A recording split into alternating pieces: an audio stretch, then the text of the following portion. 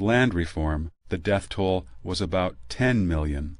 During the suppression of the reactionaries and the land reform, the CCP killed all the management personnel from the previous system, and realized complete control of rural areas by installing a party branch in every village.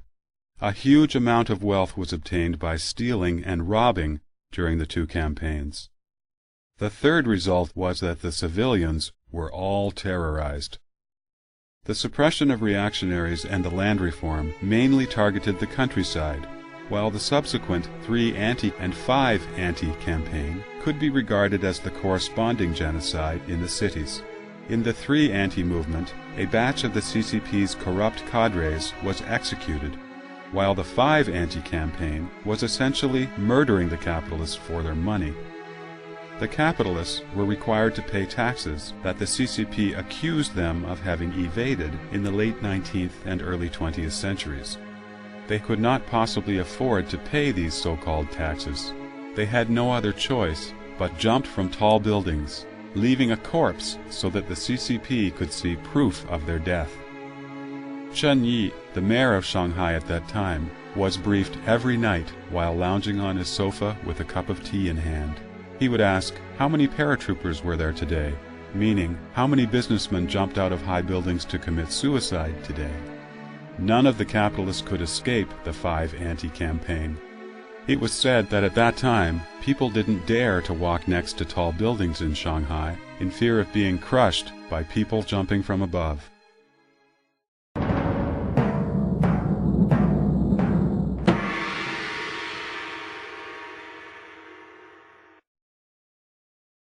Since the CCP took power, the highest and most miserable death toll was recorded during China's Great Famine from 1959 to 1961. At least 30 million people starved to death. The Great Famine was falsely labeled by the CCP as a 3-year natural disaster.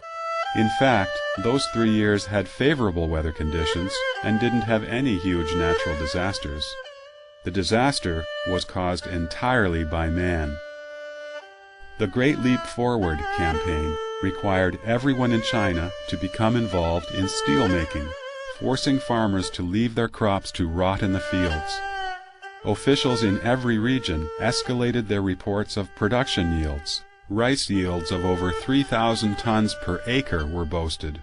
Consequently, the grain rations, seeds, and staple foods of the peasants were all confiscated as a form of taxation according to these exaggerated yields.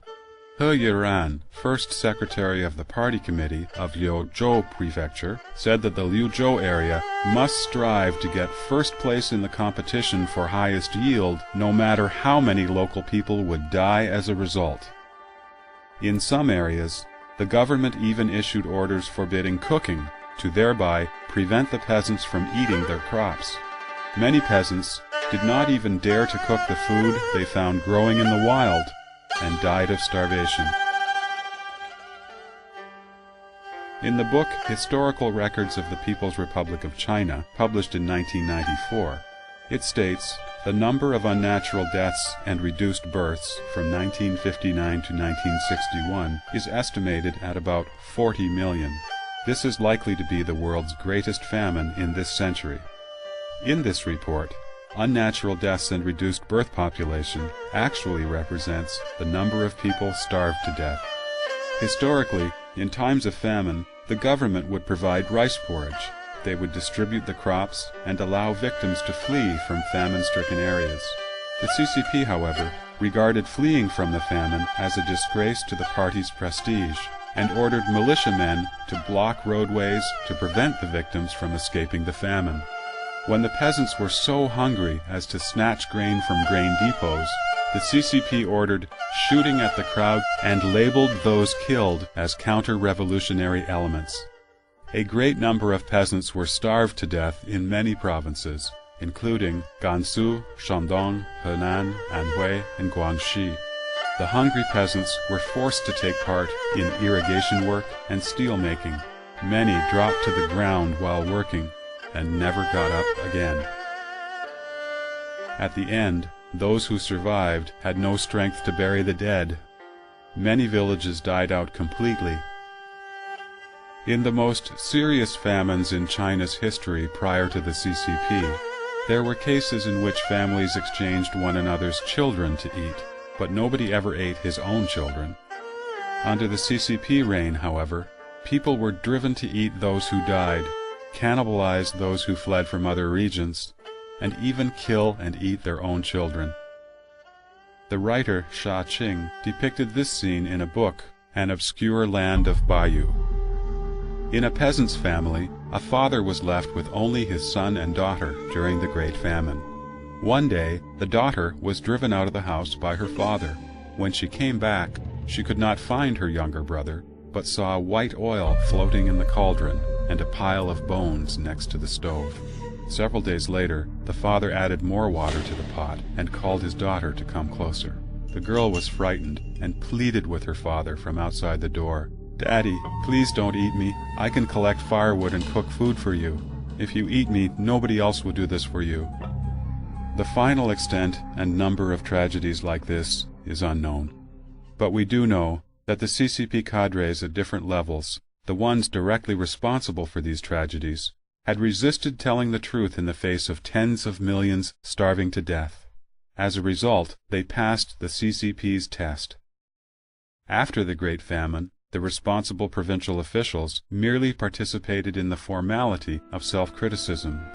Li Jinchuan, the CCP secretary for Sichuan province, where millions of people died from starvation, was promoted, yet the CCP misrepresented these people as being worthy of noble honor, claiming that the CCP was leading people to bravely fight the natural disasters and continued to tout itself as great, glorious, and correct.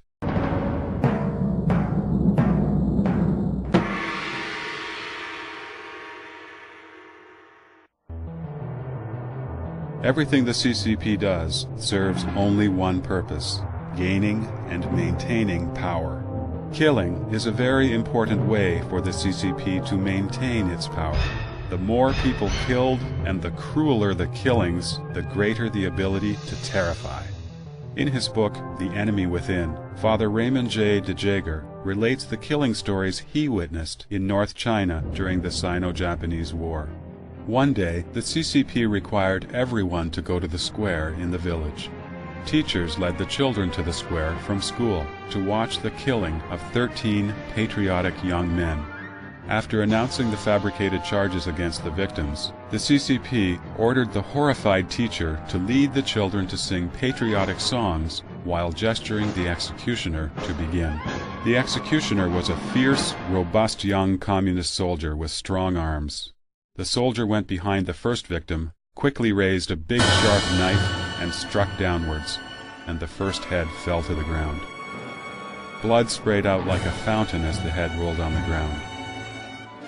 The children's hysterical singing turned into chaotic screaming and crying.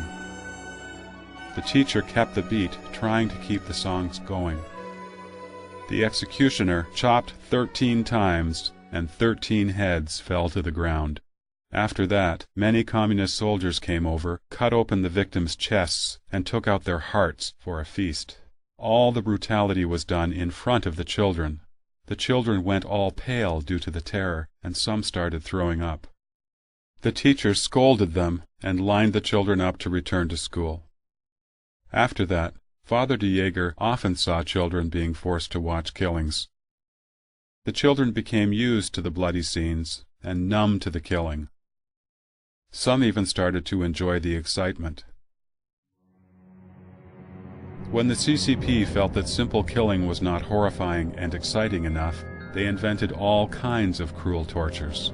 For example, forcing someone to swallow a large amount of salt without letting him drink any water. The victim would suffer until he died of thirst.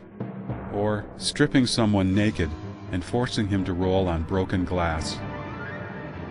Or cutting a hole in the frozen river in the winter and throwing the victim into the hole. The victim would either freeze